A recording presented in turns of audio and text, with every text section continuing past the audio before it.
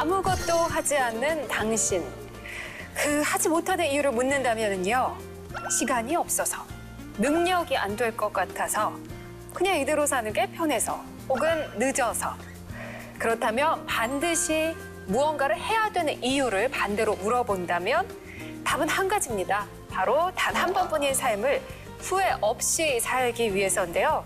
우리에게 주어진 삶을 가장 의미 있게 사는 방법. 바로 무엇이든 해보는 것이겠죠. 무엇이든 하다 보면 당신이 하는 것, 꿈꾸는 것, 모든 것을 이룰 수 있습니다. 안녕하세요, 이채은입니다.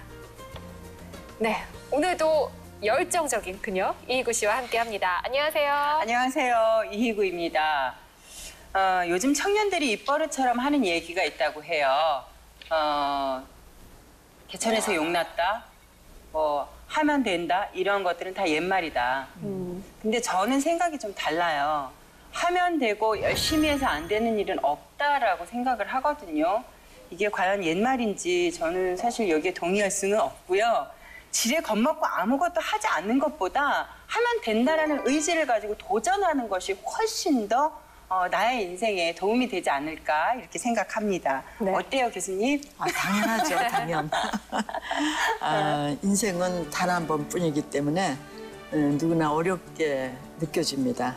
우리 청소년들이 요즘에 일자리 때문에 힘들고 근심이 많고 또 생각을 정리해보면은 자기 자신을 사랑하는 그런 전략을 세워가면은 반드시 인생에서 존경받고 또 승리할 수 있는 삶을 살 수가 있습니다. 그러니까 자신을 사랑하시기 바랍니다. 잊지 마시기 바랍니다. 네. 네, 멋진 말로 시작을 해봤는데요. 삶을 가장 의미 있게 사는 방법 지금부터 저희가 도와드리겠습니다. 그녀가 돌아왔다. 지금부터 시작합니다.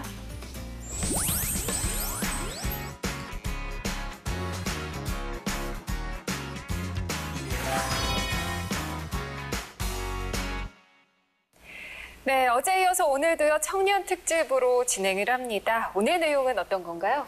오늘은 사상 최고치를 기록하고 있는 실험단 속에서 우리 청년들의 직업 설계를 어떻게 해야 할지 우리 교수님과 또 조재한 팀장님과 함께 알아볼게요. 네. 청년이 과연 미생에 그칠 수밖에 없는 이 현실에서 벗어나기 위해서는 어떤 노력이 필요한지 궁금하시죠? 네, 지금 말씀해주신 것처럼 작년에 굉장히 인기를 끌었던 드라마가 있어요. 미생이라는 미생. 드라마. 네. 보면서 참 공감도 많이 됐고요.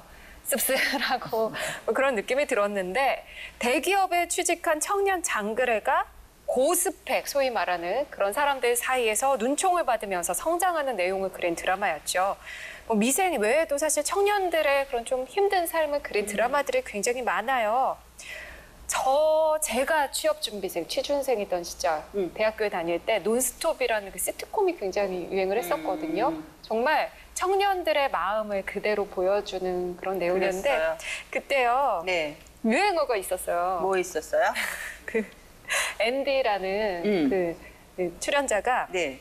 장기화된 경기 침체로 인해서 청년 실업이 40만에 육박한 이때 미래에 대한 철저한 준비 없이 어떻게 살아남을 수 있겠습니까? 이거를 무슨 순간순간마다 계속 얘기하는 거예요.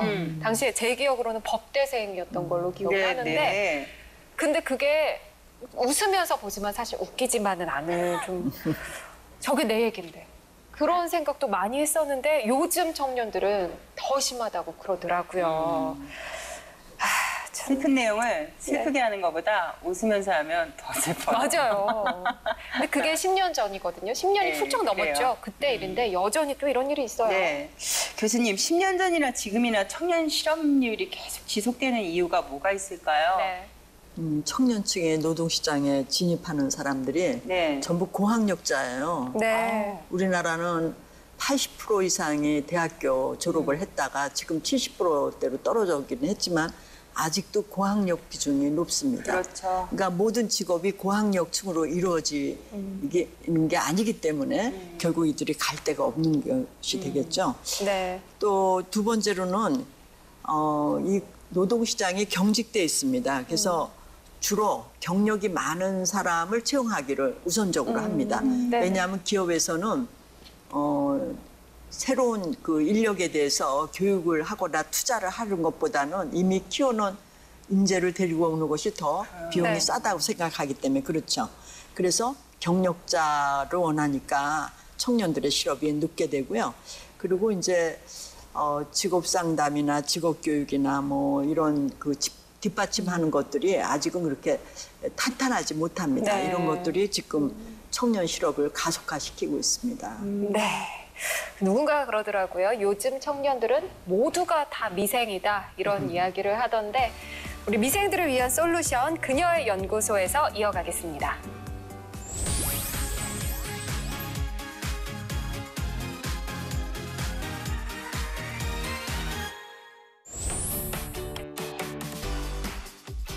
네, 오늘도 직업 전문가 조재한 팀장님 함께합니다. 안녕하세요. 네, 안녕하십니까. 어서 오세요. 예, 반갑습니다.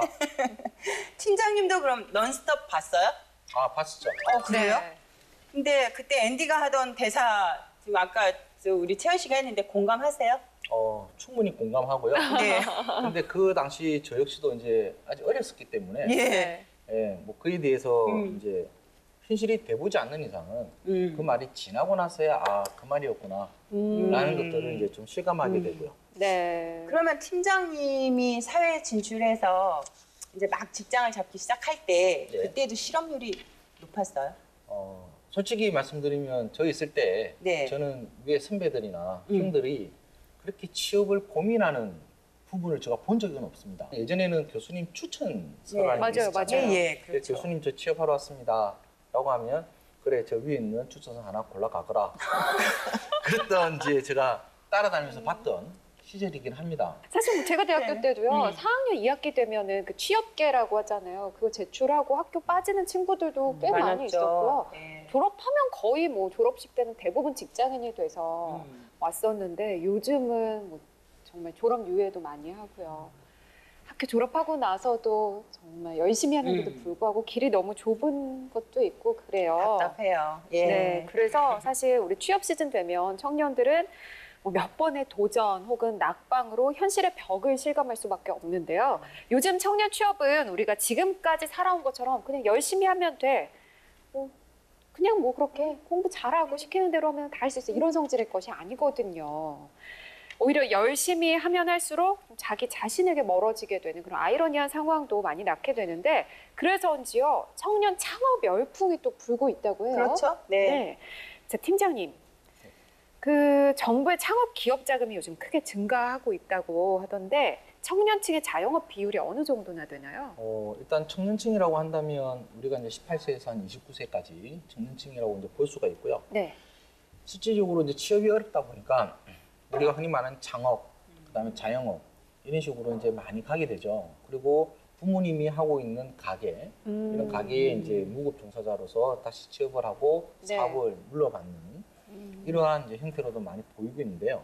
실제로 2015년도 이제 현대경제연구소에서 조사했던 청년들의 이제 자영업 이제 진입과 퇴출에 대한 현황을 조사한 부분인데요. 네. 1년에 한 100개의 자영업들 중에서 네. 10개 정도가 이제 퇴출이 되고 있죠. 그러니까 쉽게 말하면 청년층이 자영업을 했지만 결국은 한 10% 정도는 계속 퇴출이 되고 있는데요. 네. 실제로 이제 청년층의 비율을 보게 되면 진입하고 퇴출을 보게 되면 진입이 한 38.4%가 나와 있고요. 많네요. 이제 퇴출이 이제 41.9%입니다.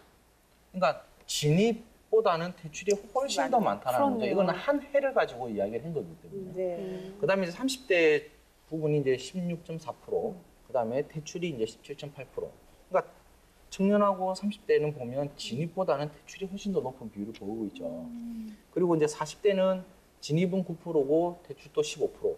그다음에 50대가 약간 좀 틀린데요. 예. 진입이 4%대인데 퇴출이 1.8%대입니다. 그러니까 쉽게 말하면 이제 연령대가 들고 갈수록 이제 오히려 진입은 작게 하지만 네. 안정적으로 가는 부분이 있는 반면에 청년층은 진입도 쉽고 퇴출도 쉽게 되는. 그러니까 결국은 청년의 자영업을 유도는 하고 있지만 이게 우려되는 부분 중에 하나가 이제 우리가 예전에 IT 버블이 일어난 것처럼 실제로 청년들의 이러한 직업관이라든지 그다음에 자기 경제 생활에 대한 부작용을 좀 우려할 수 있지 않을까 생각합니다. 네.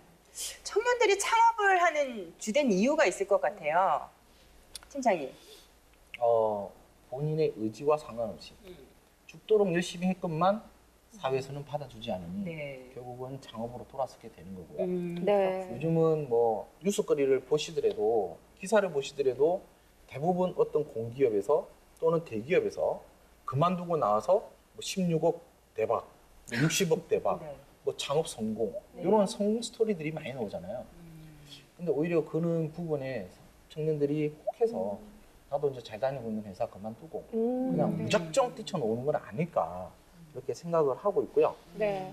내 꿈을 찾고 내 진로와 어떤 기술을 아이디어를 기반으로 해서 창업이 아니라 어쨌든 취업이 안 돼서 대체제로 이제 창업을 하는 비율이 높으니까 문제가 좀 될 수가 있죠.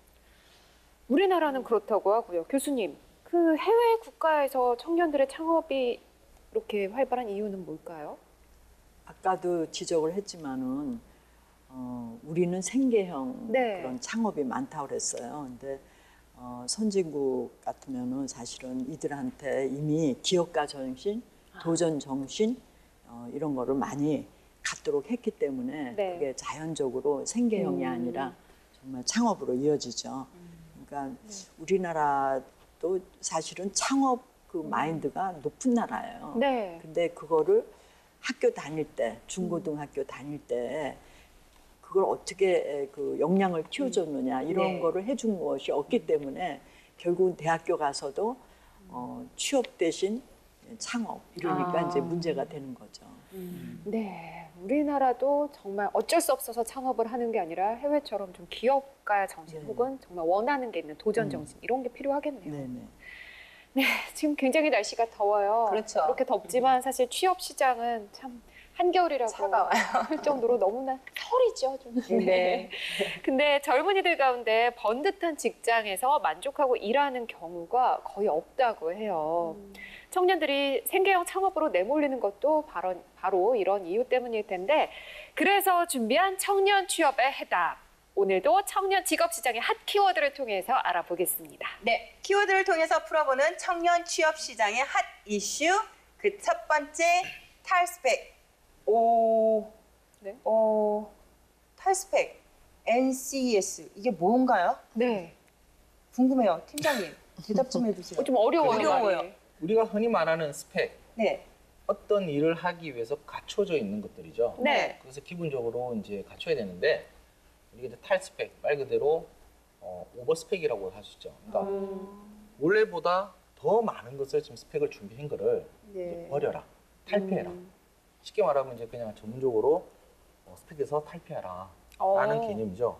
그래서 어쨌든 취업 경쟁이라는 것은 어쨌든 무작정 우리가 비교를 하면서 스펙을 쌓아가는 네, 형태를 네. 보이고 있거든요. 네. 요 NCS라는 거의 기준은 이제 현장 기준으로 해서 이 스펙을 원하는 그 직무를 수행할 수 있는 이제 온 스펙, 그러니까 적당하게 그 스펙만 유지할 수 있도록 하자라는 네. 게 이제 정부의 취지로서 이제 시작을 하게 된 거죠. 네.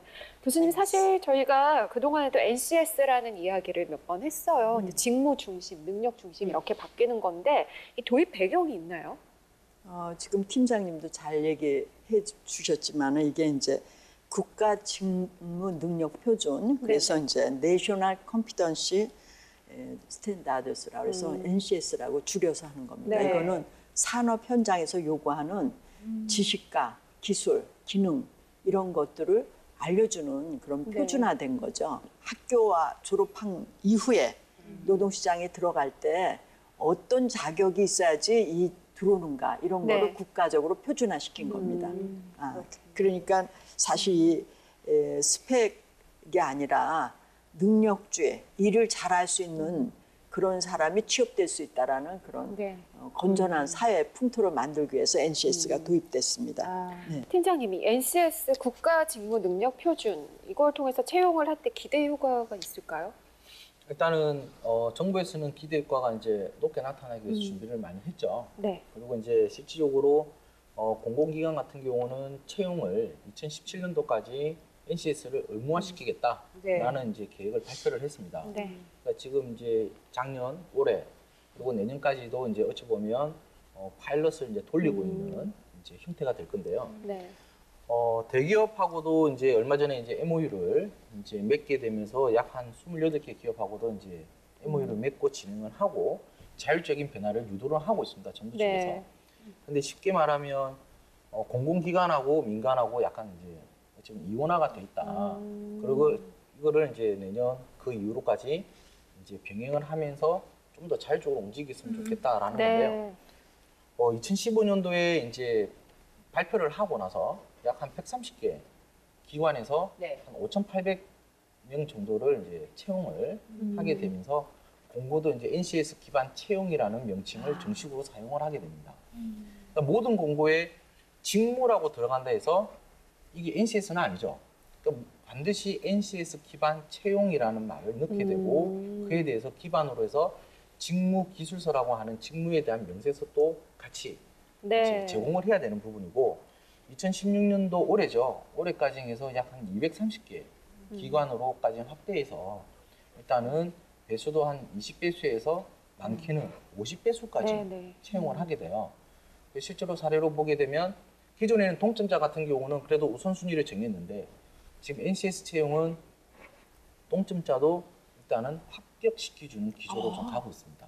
네, 네. 그러다 보니까 이제 채용 확대를 좀 더 많이 보여야 되겠죠. 그래야지 성과를 좀 더 보여줄 수 있고 그에 대해서 이제 내년에 장단점을 분석해서 좀 더 이제 확대시킬 수 있다. 그래서 네. 채용 효과는 나름대로 어쨌든 학생들도 그렇고 준비하는 분들한테는 효과가 조금씩 나타나고 있지 않을까 생각하고 있습니다. 그럼 그 NCS를 기반으로 해서 채용하는 그 과정을 준비 과정을 우리가 어떻게 해야 될까요?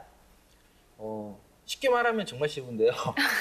어렵게 얘기하시면 안 돼요? 그렇죠. 그러니까 네. 쉽게 이제 우리가 할 수 있는 거는 제일 먼저 ncs.go.kr이라고 해서 그냥 NCS 홈페이지에 일단은 접속하는 게 가장 빠릅니다. 네. 왜냐면 어쨌든 그 모든 정보들을 그 한 곳에 이제 집계를 시켜놨고요. 뭐 교수님하고도 같이 NCS 관련된 일을 해왔지만 실제로 NCS가 2002년도부터 지금 약 한 14년 정도 꾸준하게 직무를 분석한 것들을 이제 데이터베이스화 한 거라고 봐야 되겠죠. 그래서 NCS 사이트에 가셔가지고 자기가 원하는 직무, 또 자기가 지원하고자 하는 분야, 업종, 직종, 그 다음에 직업명 이런 네. 것들을 이제 검색을 하셔서 그 관련된 자료. 그래서 그 자료가 약 한 380페이지 분량으로 되어 있긴 하지만 그거를 다 모듈화 시켜놨어요. 네. PDF 한글을 무료로 다 다운받을 수 있게끔 해놨기 때문에 그거를 가지고 일단 준비를 하는 게 좋고요. 첫 번째고, 그럼 두 번째가 아까 말했던 것처럼 국가 직무 능력이거든요. 네. 그러니까 능력이라는 것은 그 사람이 직업을 가지고 그 직무를 수행할 수 있는 기초를 만들어주는 틀을 말하는 거죠. 그래서 이제 직업 기초 능력이라고 해서 이제 우리가 말한 10가지가 있습니다. 10가지에 관련해서 좀 학습을 하는 게 중요하고, 그러니까 10가지가 무엇을 의미하고 시험을 보게 하느냐라는 것을 좀 보는 게 좋고, 마지막으로 제일 중요한 것 중에 하나가 준비를 하는 것 중에서 채용 공고를 정확하게 분석하는 게 필요합니다. 그러니까 아까 말한 것처럼 민간과 NCS 기반 채용에 대해서 공고가 어떻게 틀린지, 네. 또 프로세스는 어떻게 바뀌고 무엇을 요구하는지 이것을 이제 잘못 이해를 하게 되면 무조건 NCS, 공기관에서 낸 거는 NCS다. 또 민간에서 낸 것도 NCS가 맞느냐 아니냐라는 것을 이제 구분을 못하게 되죠. 그래서 이 세 가지를 네. 조금 주의해서 준비하면 좋은 결과가 나올 것 같습니다. 네. 교수님, 이 NCS 도입이 되면 좋은 점도 있고 좀 뭐 단점이라고 할까요? 뭐 보완해야 될 점 이런 것도 있을 것 같아요. 이게 이제 국가적으로 그런 것인데요. 처음에 이제 우리나라 대기업과 중소기업 간에는 각각 기술이 틀립니다. 네. 그러니까 기술 지배하게 된 대기업과 격차가 있는 거를 NCS를 통해서 중소기업을 향상시킬 수 있는 그런 계기가 되고요. 그리고 이제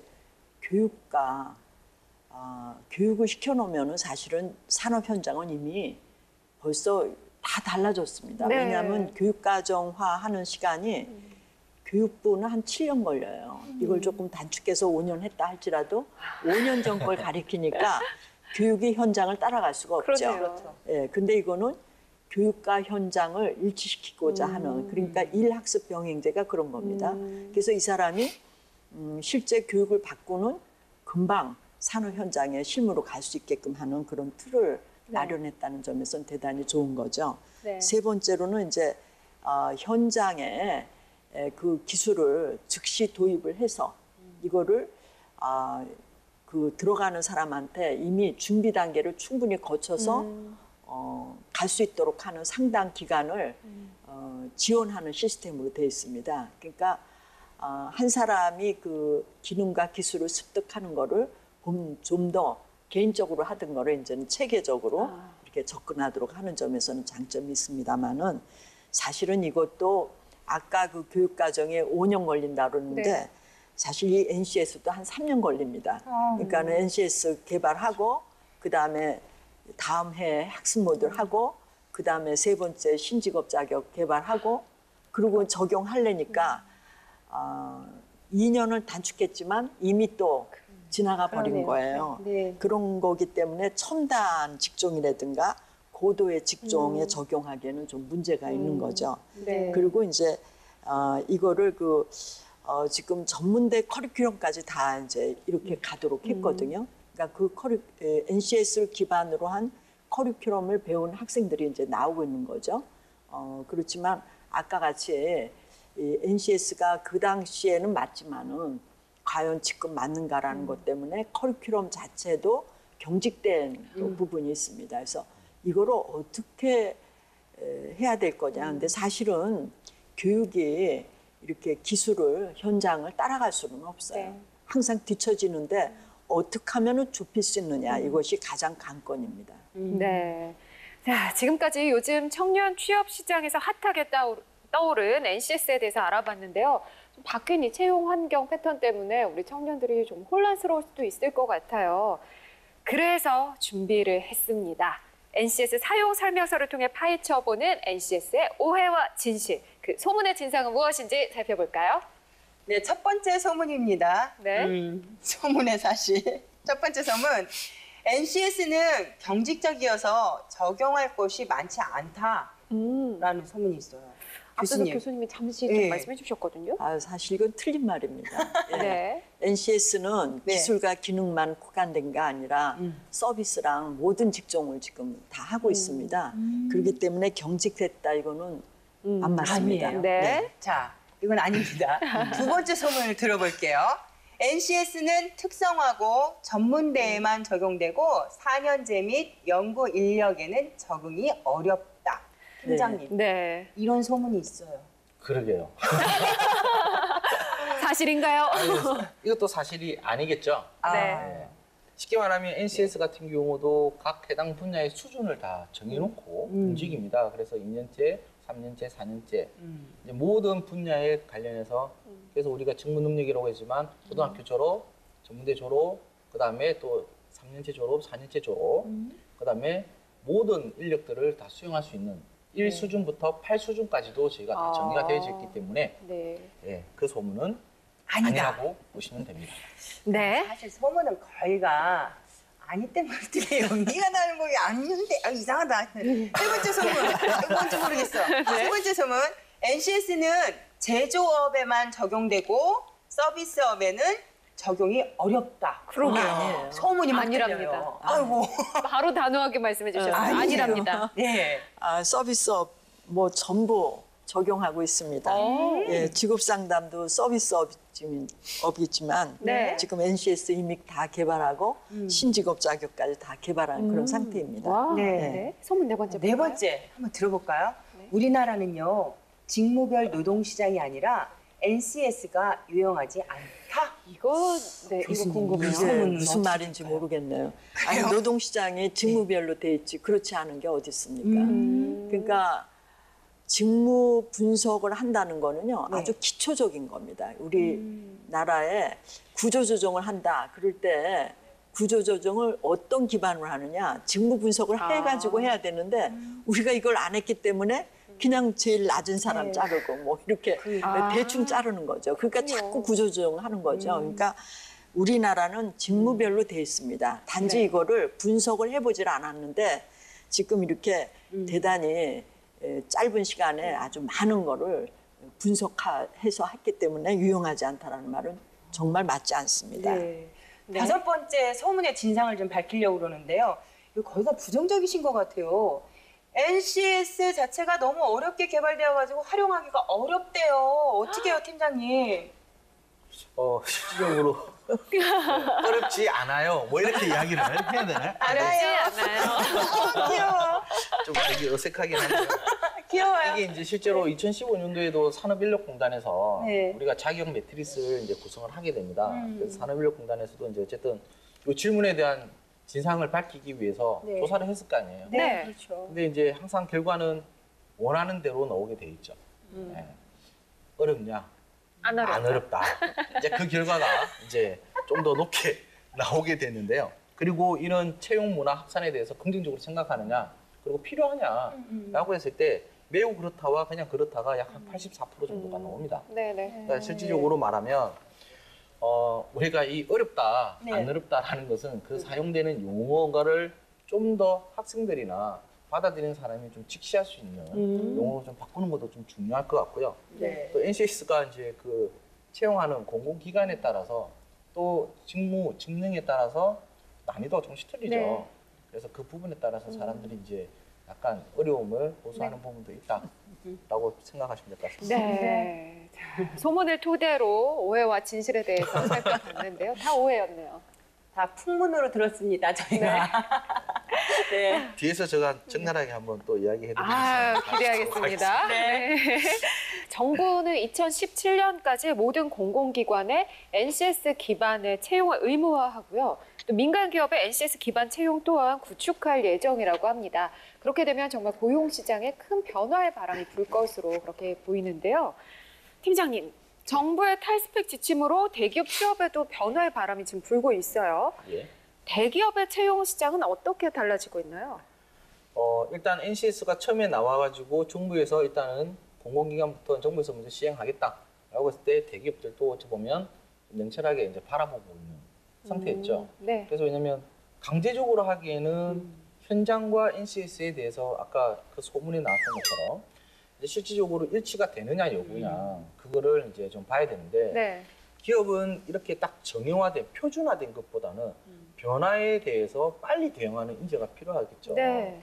그리고 그 직무라는 것이 얼마든지 계속 바뀔 수 있는 부분인데 그렇죠. 일단 대기업에서도 이제 요거를 조금 이제 NCS라는 말보다는 이제 직무 그래서 삼성이라는 곳에서도 직무 SA로 바뀌게 되고 대기업에서도 직무라는 것을 가지고 이제 이야기가 나가죠. 그래서 얼마 전에도 이제 뭐 롯데 같은 경우도 이제 우리가 움직일 때 쉽게 말하면 스펙 태클이라고 하는 오디션도 보죠. 그러니까 스펙에 태클을 걸어라 라는 기능으로 가기도 하고요. 네. 블라인드 면접도 보게 되고 또 모기업 같은 경우도 이제 아예 직무 역량으로 해서 성과제로 해서 집단 교육을 이제 하게 되는 이러한 부분들도 이제 나오게 되고요. 그다음에 은행권에서도 이제 움직임이 슬쩍 보이긴 시작합니다. 네. 그래서 일단은 대기업 쪽에서 NCS 기반 채용이라는 근거를 가지고 움직이기보다는 일단은 직무 능력과 역량 기준으로 간다. 그래서 어쨌든 흐름은 동일하죠. 용어는 틀리고 채용하는 방식도 조금씩 틀립니다. 근데 이거를 이제 정부에서 이제 이야기하고 있는 NCS 기반이냐 아니냐를 가지고 서로 좀 이야기가 좀 나오기 때문에 실제로 우리가 보는 이제 이 구직자들 입장에서는 굉장히 혼란스럽긴 하죠. 네. 그래서 NCS 준비하는 것 따로, 또 대기업은 또 대기업 면접은 또 따로, 또 그에 대해서 스킬도 당연히 틀리고 이런 부분들이 약간 좀 혼란스러운 가독이지 네. 않을까 생각하고 있습니다. 네. 이렇게 혼란스러워가지고 변화의 바람이 막 불고 있다 그러는데 새롭게 떠오르는 키워드가 바로 chance. 네. 이게 그냥 우리가 아는 그런 기회, 찬스 이게 아니래요. 그죠, 팀장님? 단어 하나씩 이니셜이죠. 제가 작년에 이 용어를 네. 외워서 네. 쫙 이야기를 풀었었죠.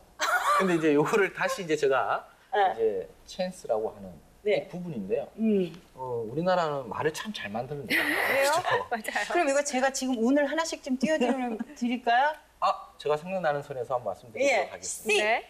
C는 이제 채용이 축소되고 경기가 안 좋아지니까 이제 기업에서 고용을 이제 줄이게 되겠죠. 네. 그래서 그것을 컷한다라고 어머. 하는 C의 약자라고 보시면 됩니다. 처음부터 커트야. 아우, 미치겠다 이거. 네. H. 스펙. 우리가 아까 얘기했던 탈스펙이라기보다는 한때 우리가 또 인문학이라는 게 굉장히 많이 네. 됐잖아요. 네. 그래서 휴머니티의 H가 오, 그렇군요. 이제 들어가죠. 네. 그다음 A. 이 같은 경우가 이제 우리가 직무 역량, 직무 능력이라는 말을 하죠. 그래서 직무라는 개념으로 지금 사회가 계속 바뀌고 있고 채용이 이루어지고 있다. 그래서 직무 역량을 중시 여기는 attitude 해서 A가 들어갑니다. 그다음 N. 이제 N이 조금 어려운 부분 네. 중에 하나인데요. 네. 일단은 여성들의 이제 경제활동 참가율이 좀 높아지고 있고 네. 그분들의 이제 능력도 굉장히 확대되고 있기 때문에 뉴 찬스 그다음에 포 우먼 해서 여성분들의 새로운 바람이라는 개념으로 N이 들어가게 됩니다. 그렇군요. C. 어찌 보면 이제 법령적인 인재, 그러니까 딱 표준화된 인재가 아니라 기업에 맞는 인재, 우리가 흔히 말 맞춤 인재라고 그러죠. 네. 그래서 맞춤형, 그래서 커스터마이즈의 C가 되는 부분입니다. 자, 그다음 마지막 E. 인문사회라든지 기타 다른 학과한테는 조금 안 좋은 이야기일 수도 있는데 이공계에 관련해서 좀 더 육성이 되고 취업이 더 잘 되고 있잖아요. 네. 그래서 엔지니어링의 E가 됩니다. 그래서 찬스라고 해서 네. 우리의 줄임말을 이제 가져간다고 보시면 됩니다. 야, 이거 어떻게 다 이렇게 외우셨네. 아니죠. 그걸 제가 이제 참고를 하면서 이제 보는 건데, 이거는 정말 되게 어려운 것 같아요. 멋있네요. 근데 처음부터 커트가 나와서 깜짝 놀랐어요. 나 잘리나. 근데 뭐 어쨌든 그거를 포괄하면 기회인 거잖아요. 그렇죠. 그러네요. 이것도 잘 네. 활용하면은 큰 기회가 될 수도 있을 것 같아요. NCS 갑자기 뭐 탈스펙 이런 얘기가 나오니까 조금 머리가 아프기도 해요. 네, 오늘 공부를 많이 하는 것 같아요. 그러니까. 자, 탈스펙 바람에도 불구하고 네. 하지만 여전히 스펙 쌓기에 열중하고 뭐 예전에 취업 3종 세트 이런 말이 있었거든요. 지금은요, 세상에. 저희 때 그래서 저희 때 정말 뭐 취업 3종 세트, 뭐 토익도 들어가고 뭐 컴퓨터 능력 뭐 이런 것들이 있었는데 요즘 몇 종인지 아세요? 9종. 어디 가셨어요? 더 돼요? 더 돼요? 취업 9종 세트래요. 그래요? 네. 뭐뭐 들어가는 거예요, 여기? 모르겠어요. 너무 많아서. 정말, 예.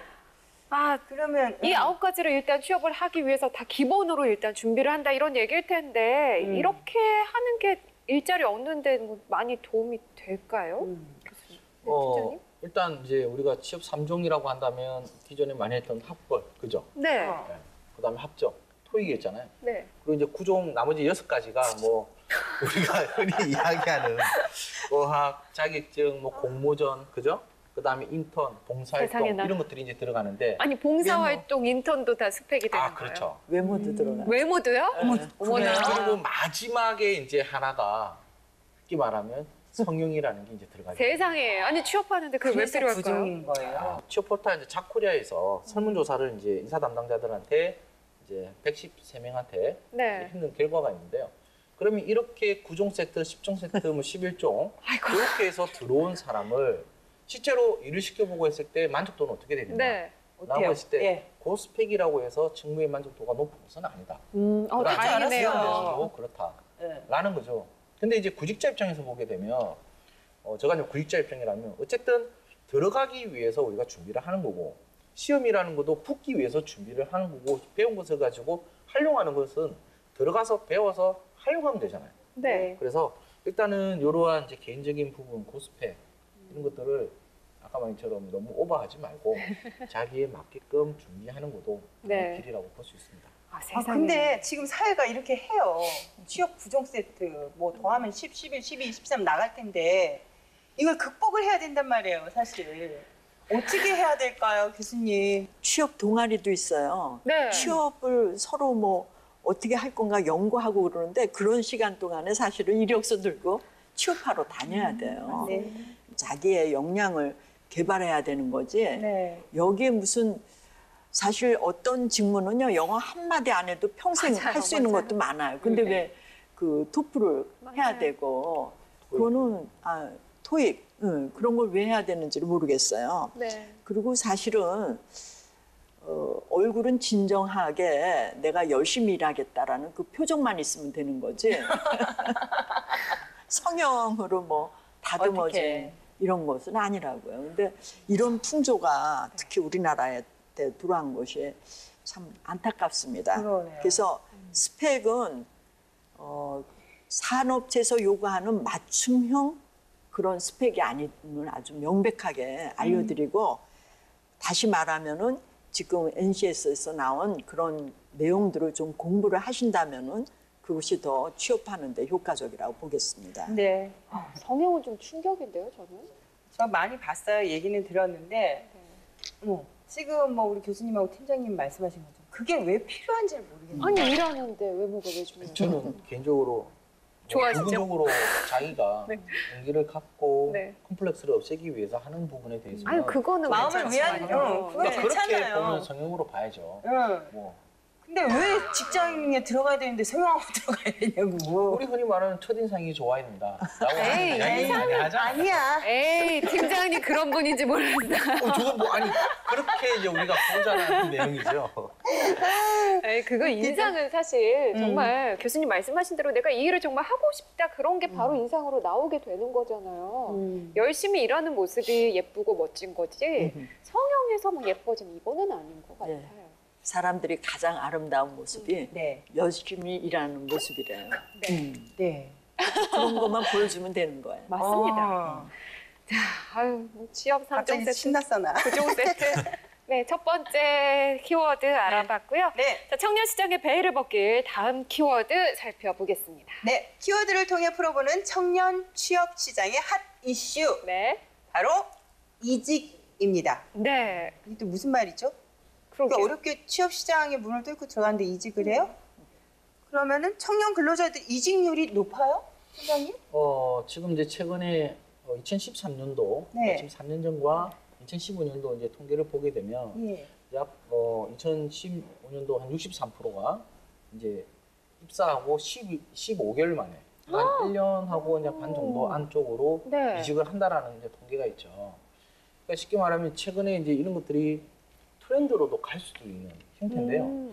이제 기업 규모에 따라 가지고도 이제 많이 바뀌게 됩니다. 그래서 중견기업 같은 경우가 약 한 9.7%, 그 다음에 중소기업 같은 경우도 어찌 보면 한 10.8%, 그 반면에 대기업도 약 한 10.6% 정도 그렇게 되죠. 그리고 정말 큰 대기업에 들어가서 보통 2년 안에 나오는 신입 사원들 비율이 한 38% 정도가 되죠. 굉장히 많네요. 근데 그 중에서 약 한 70% 정도가 왜 나왔냐라는 거에 대해서 공통 질문 중에 답변은 결국은 자기가 생각했던 그 부서에 들어가지 못하고 또 그 일이 자기가 생각했던 것과 다르다라는 거죠.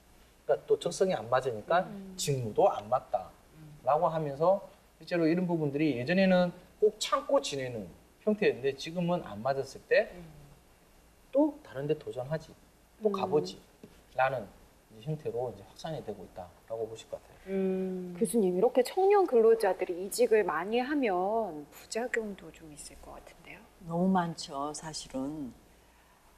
기업에서는 사실 채용할 때 많은 돈이 드는 겁니다. 네. 예, 채용 비용이라는 게 엄청나죠. 네. 그리고 어찌됐건 이 근로자한테 투자를 많이 합니다. 그렇죠. 그 회사에 대한 그런 거를 가르치든가. 그러니까 그것이 이제 없어지는 거죠. 그 개인한테는 우리가 다음 취업할 때 반드시 그 사람 이력서를 보죠. 네. 근데 이력서에 3년 이상 장기 근속해야지만은 그거를 건전하게 봅니다. 근데 이 사람이 6개월, 뭐 10개월, 1년 반 이렇게 하면은 다음 기업에서는 그렇게 빨리 이동하는 사람이 습관적으로 하기 때문에 이런 사람을 받아들일 수 없다라는데 감점을 받게 됩니다. 그리고 우리 청년들이 오해하는 거는 내가 생각한 이상형하고 틀리다고 그러는데 맨 처음에부터 자기한테 좋은 일, 자기가 원하는 일을 줄 수가 없어요. 그럼요. 당연하죠. 네. 견습에 가까운 맞아요. 일이기 때문에 견습할 수 있는 일을 주고 그 다음 단계 주고 그 다음 단계 그래서 3년이 돼야지만 정말 자기 일을 나타낼 수 있는 일을 할 수 있거든요. 근데 이거를 못 찾는다. 그거에 대한 인내심이 없다라는 거는 그만큼 자기 상품이 가치가 없다는 거를 스스로 증명하는 겁니다. 네. 그래서 이런 이직은 한 군데서 아무리 힘들어도 참고 있는다면은 그 다음은 더 높이 뛸 수 있다. 이것이 사실이니까 참기 부탁을 드립니다. 그래도 이직을 해야 하는 경우도 있잖아요. 그 이직할 때 좀 주의할 점도 있을까요? 하나의 예를 들면은요, 이 사람이 자기 기업이가 전공하는데 굉장히 자존심을 갖고 있었어요. 그래서 그 기업체에 딱 갔더니 5년 된 자기 선배가 하는 일을 보고 깜짝 놀란 거예요. 내가 5년 뒤에 저 선배처럼 저렇게 아주 뭐라 볼까 남이 알아주지 않는 저런 일을 하고 있을까? 이런 단순한 생각을 가지고 그만두는 경우도 많이 있어요. 근데 사실은 1년 동안 관찰해야 돼요. 그 선배가 어떤 일을 네. 하는지. 어느 순간은 아주 단순하고 허드렛 일 하는 것 같지만 그것이 모여서 또 큰일이 되는 거거든요. 그럼요.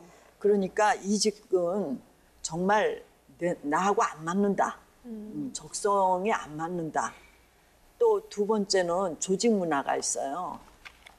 나는 굉장히 예의 바른 사람인데 이 거친 현장의 사람들하고 있을 때 그 부닥김 이런 네네. 것 때문에 견디기 어렵다. 이런 아주 그 불가피한 사연이 있을 때는 이직을 해야 되겠죠. 네. 그렇지만 그렇지 않은 이후에는 좀 더 숙고로 해야 되고 또 그런 이유가 정정당당해야 됩니다. 나중에 네. 이력서를 써서 낼 때 왜 이직했느냐 할 때 네. 그것이 남이 수긍할 수 있는 이직의 사유가 돼야 되겠죠. 네. 그럴 땐 뭐 이직하셔도 됩니다. 네. 네, 두 번째 키워드를 통해서 청년 취업의 현실을 자세히 살펴봤고요. 자, 마지막 키워드 어떤 건가요? 네. 키워드를 통해 풀어보는 청년 취업 시장의 핫 이슈 세 번째, 바로 학습 근로자입니다. 네. 요즘 정부에서 청년 취업난 해소를 위해 가지고 다양한 정책들을 펼치고 있는데요. 학습 근로자도 정부 정책 중 하나죠? 그렇죠? 그렇죠. 선생님? 예. 근데 학습 근로자가 뭐예요? 말 그대로죠. 근로자인데 예. 네. 업무만 하는 게 아니라 네. 학습을 같이? 같이 하는 어. 이러한 이제 근로자, 병행해라는 거죠. 그래서 이거는 말 그대로 개인과 기업 측면에서 이제 봐야 되는 형태죠. 그래서 누구한테 좋은 것이냐? 학습 근로자가 자기한테 좋은 것이냐? 기업 측면에서는 업무만 해야 되는데 네. 공부도 시키는 거죠. 그럼 사업주 중에서는 어때요? 좋죠. 그 공부를 업무 시간 외에 해라는 거죠. 근데 이제 개인 측면에서는 근무 시간에 공부를 해야 될 것 같고. 네. 그러니까 이게 대해서 조율이 약간 필요하기도 하고요. 그래서 학습 근로자라는 이 부분에 대해서도 이제 양방 이제 토론이라든지 의견이 좀 차이가 있죠. 어쨌든 병행하면서 학습하는 사람이라고 네. 정의하시면 될 것 같습니다. 네, 네. 쉽게 말하면 우리가 이러한 학습 근로의 개념도 그 친구들이 이제 일을 하고 그 다음에 학습을 하고 네. 취업을 해서 그 현장으로 뛰어들 수 있게끔 하자라는 취지겠죠. 교수님, 이 일학생 학습 병행제 이게 왜 도입이 된 건가요? 서구에서는 기업이 학습을 시키는 네. 그런 형태예요. 근데 우리나라는 학습된 근로자를 스카우트해서 네, 쓰는 네. 거죠. 그렇죠.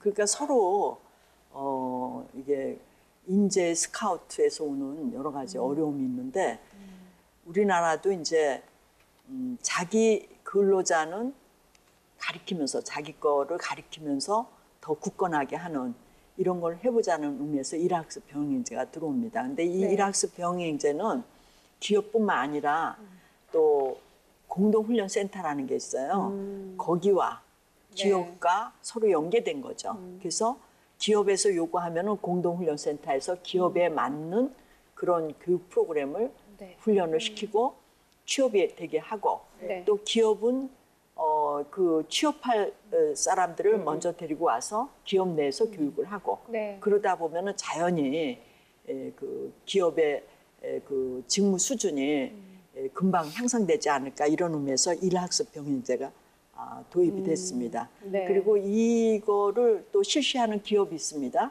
이 기업은 어떻게 하냐면은 일정 시간 근무한 후에 공동으로 같이 또 그 교육을 시킵니다. 그래서 퇴근 후에 한 두세 시간씩 이렇게 하는 그런 것도 지금 인정해서 하고 있습니다. 그래서 네.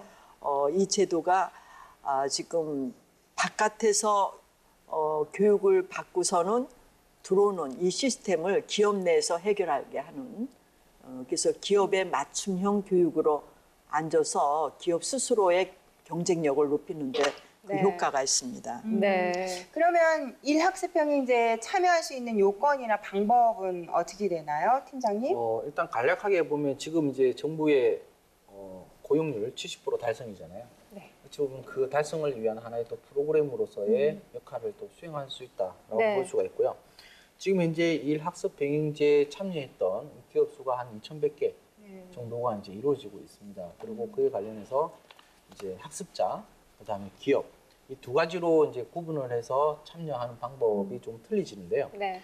쉽게 말하면 학습 근로자 같은 경우는 뭐 특성화고, 그다음에 뭐 4년제, 그다음에 뭐 전문대, 그다음에 졸업자 가릴 것 없이 이제 모든 분들이 다 참여가 가능한 형태고요.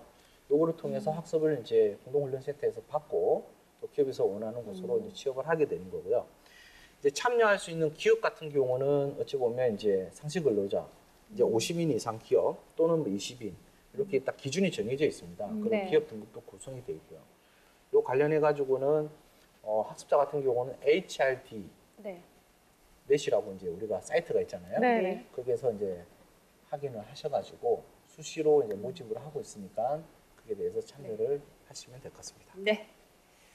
자, 그러면은 일학습 병행제가 병행이 된다면은 이게 청년 취업난을 해소할 수 있을까요? 그러게요. 청년 취업난을 해소할 수 있는 방법, 과연 여기에 이제 맞을 것인가. 네. 네. 실제로 우리가 보면 예전에도 있었잖아요. 솔직히 말하면 이제 현장 실무를 해야 네네. 되고 여러 가지도 있었는데 우리가 어찌 보면 예전으로 간단하게 잠시만 좀 돌아가 보면 예전에 신입들은 쉽게 말하면 대학 졸업할 때 이력서에 경력 사항을 다 비워놨었잖아요. 그렇죠. 그죠? 근데 지금 그 비워놓으면 어떻게 되죠? 이력이 서류 없다고 탈락하죠. 형편없다고 보는 거죠. 생각하겠죠? 그러니까 학생 때도 어쨌든 공부하면서 일에 대한 현장에 대한 부분들을 이제 경험하고 교육을 받아서 추가해라는 개념인데 네. 요 개념이 아까 교수님께서 말씀하신 것처럼 독일에 보면 도제 교육이라는 프로그램이 있지 않습니까? 네네. 그래서 이게 결국은 NCS랑 이제 맞물리기도 하는데 쉽게 말하면 듀얼 시스템을 우리는 가져가게 되는 거죠. 그래서 보통 이제 아까 질문하셨던 것 중에 특성화고라든지 네네. 마이스터고 같은 경우가 이제 장인 기술을 이제 키워내기 위한 부분에서 학교 수업을 주 5일 중에서 학교 수업은 한 이틀 정도 하고 현장, 즉 자기가 계약을 해서 고용 체결을 했던 그 기업에 가서 3일을 근무를 하게 되는 네네. 거죠. 그리고 3학년이라는 시간보다는 3학년 반학기 정도를 통해서 아예 학교 다니면서 학습과 전문 기술을 현장에서 익히는 겁니다. 그리고 졸업을 하게 되면 현장에서 바로 채용을 해서 고용 관계를 유지해 나가는 형태인데 실제로 이제 특성화고 마이스터고 그다음에 기타 다른 모든 학교가 그런 건 아니지만 막상 현장에 가보면 취업이라기보다는 학문적으로 먼저 진학이라는 거가 다시 들어가게 되는 princip을 가져가죠. 네네. 그러다 보니까 우리가 말하는 이 부분에서 취업난을 해소할 수 있을까? 그러니까 취지는 좋고 네. 그러면 학생들한테도 4년째, 2년째 모든 학생들한테 그것을 하게끔 해놓고 그럼 현장에서 체험을 해야 되는데 그런 시스템이 아직까지는 좀 받쳐주지 못하니까 당장의 취업난을 해소할 수 있는 방법보다는 좀 더 지켜보고 네. 그다음에 일학습이라고 하는 게 정말 의무적으로 또 기업에서도 정말 적극적으로 참여할 네. 수 있는 제도가 있어야 된다라고 네. 볼 수 있습니다. 교수님, 이 일학습 병행제 운영 실태가 지금 어떤가요? 네, 현재는 도입하는 부분이고 이제 네. 확산 일로에 있습니다.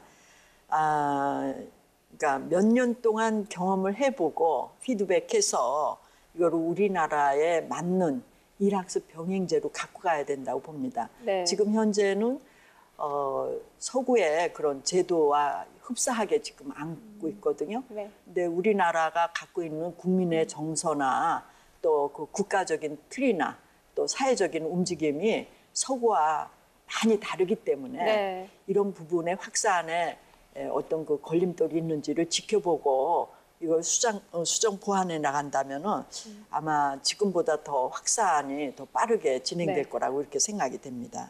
네. 지금까지 교수님, 팀장님과 함께 청년 취업 시장의 핫 이슈를 키워드를 통해서 알아봤습니다. 교수님. 왜 이렇게 조용히 불러요? 깜짝 놀랐어요. 취업난으로 힘들어하는 우리 청년들에게 교수님이 응원 좀 해주세요. 예. 힘들어하지만 다 누구나 힘듭니다. 나만 힘들다고 생각하면은 그게 고통으로 오는데 네. 누구든지 힘들다. 그런데 그 고통을 이겨내고 도전하는 자만이 성취할 수 있습니다. 이거는 아주 불변입니다. 예. 네. 자, 이제 직업 전문가로서 청년들에게 취업난을 극복할 수 있는 팁을 주세요, 우리 팀장님. 딱 두 마디 네. 해야 될 것 네. 같은데요. 첫 번째는 정부에서 하고 있는 정책, 그다음에 새로운 뭐 프로그램 다양하게 앞으로 계속 많이 나올 겁니다. 네. 예, 그런 것에 계속 휘말리지 말고 네. 자기가 생각했던 분야를 꾸준히 인내와 끈기를 가지고 끝까지 한번 마무리를 하고 네. 그 성공의 기쁨을 누려보는 것. 그래서 우리는 그거를 노력 정당화 효과라고 이야기를 하죠. 네. 취업이라는 거 결국 이직, 옮기고 하지만 우리가 중장년 이상 되더라도 계속 우리가 취업을 할 수 네. 있는 부분도 한계가 있기 때문에 네. 그 직업을 찾아서 자기의 직업을 끈기 있게 네. 이어나갔으면 좋겠습니다. 네. 네, 잘 들었습니다. 자, 매주 화요일마다 진행하는 그녀의 연구소. 오늘까지는요, 특집으로 네. 중장년 특집에 이어서 청년 특집까지 진행을 했었고요. 다음 주부터는 여성들의 고민을 통해 직업 시장에 대한 다양한 정보, 기존 우리 프로그램과 마찬가지로 이렇게 제공을 할 예정입니다. 현재 고민이 있는 여성분이라면 주저하지 마시고 언제든지 그녀의 연구소 문을 두드려 주시면 됩니다. 네, 여성이라면 누구나 가능하니까요. 저희가 여러분의 사연을 듣고 두 분께 아주 확실한 솔루션을 제공받도록 하겠습니다. 네, 오늘도 좋은 말씀 해주신 팀장님, 교수님 고맙습니다. 네, 감사합니다. 네, 오늘 저희가 준비한 내용은 여기까지입니다. 내일은요, 수요 특집을 진행을 하는 날인데요. 어떤 내용이죠? 매주 수요일마다 꾸며지는 우리 아이들의 진로 찾기 프로젝트 조연심 대표님과 함께 우리 자녀들의 세대에는 어떤 일을 하고 살까 그런 부분에 대해서 좀 살펴보려고 합니다. 그리고 자유학기제 체험 정보에 대한 내용도 준비되어 있으니까 자녀의 진로 교육에 해답을 찾고 싶으신 분들 저희와 함께 하시면 됩니다. 네, 저희가 야심차게 준비했습니다. 수요 특집도 기대해 주시고요. 세상이 그대를 속일지라도 너무 노여워하지 말라 이런 식구가 있죠. 삶에는 언제나 불행, 안 좋은 일 많이 닥칠 수가 있습니다. 또 그것이 지나면 행복이 찾아온다는 그 삶의 이치를 설명하실 건데요. 청년들은 불합리한 사회 구조 속에서 모든 것을 다 내 문제야, 내가 부족해 이렇게 자기 문제로 생각하는 경향이 있습니다. 또 그리고 그것을 떠안고 살아갈 수밖에 없는 사회 환경이기도 하죠. 하지만 세상에 안 되는 일, 안 되는 직업이 어디 있겠어요. 긍정적으로 마음을 먹는다면 오늘도 행운의 여신은 내가 서 있는 쪽으로 한 번쯤 돌아보게 될 겁니다. 사실 근데요, 불안 속에서 긍정적인 마음을 찾기는 참 어려울 것 같아요. 저도 그랬던 것 같고. 근데 긍정적인 생각은 나의 마음의 훈련에서 나타나기도 해요. 네. 계속 이렇게 트레이닝을 하게 되면 어느 날 글쎄요, 제 얼굴을 거울 속에서 딱 비춰봤더니요, 예쁘게 긍정적으로 변한 거예요. 네, 맞습니다. 네, 우리 청년들, 제가 누나라고 그러죠? 아줌마? 예, 아니에요. 누나. 이모가 언제든지 파이팅 할게요. 힘내세요. 네, 우리 청년들을 위해서 파이팅 외쳐주면서 네. 저희도 인사드릴까요? 네. 네, 저희는 내일 다시 돌아오겠습니다. 고맙습니다.